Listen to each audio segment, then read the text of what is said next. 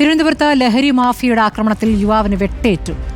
കബറടി സ്വദേശി നൌഫലാണ് വെട്ടേറ്റത്. കാപ്പ കേസ് പ്രതികളായ ഷഹീൻ കുട്ടൻ, അഷ്റഫ് എന്നിവർ ചേർന്നാണ് നൌഫലിനെ വെട്ടിയത്. റിനു ശ്രീധർ വിവരങ്ങളുമായി. റിനു, എപ്പോഴാണ് ഈ അക്രമ സംഭവം ഉണ്ടായിരിക്കുന്നത്? എന്താണ് പോലീസ് പറയുന്നത്?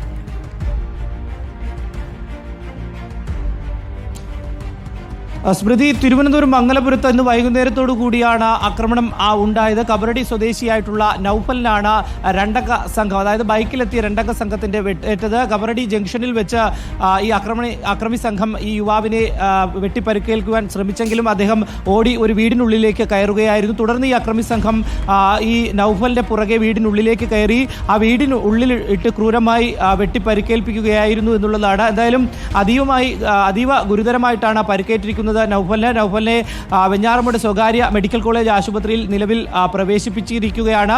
എന്തായാലും മംഗലപുരം പോലീസ് സ്ഥലത്തെത്തി അന്വേഷണം ആരംഭിച്ചിട്ടുണ്ട്. ഈ രണ്ടുപേർ, അതായത് ഈ നൌഫലിനെ വെട്ടി പരിക്കേൽപ്പിച്ച കാപ്പ കേസ് പ്രതികളായിട്ടുള്ള ഷഹീൻ കുട്ടൻ, അതുപോലെ തന്നെ അഷ്റഫ് എന്നിവർ നിരവധി ക്രിമിനൽ കേസുകളിലെ പ്രതിയാണ്. ഒപ്പം ലഹരി മാഫിയയുമായി ബന്ധമുള്ളവരാണ് എന്നുള്ളതാണ് പോലീസ് നൽകുന്ന വിവരം. എന്തായാലും ഈ പ്രതികൾക്ക് വേണ്ടിയിട്ടുള്ള അന്വേഷണം മംഗലപുരം പോലീസ് ആരംഭിച്ചിട്ടുണ്ട്. സ്മൃതി.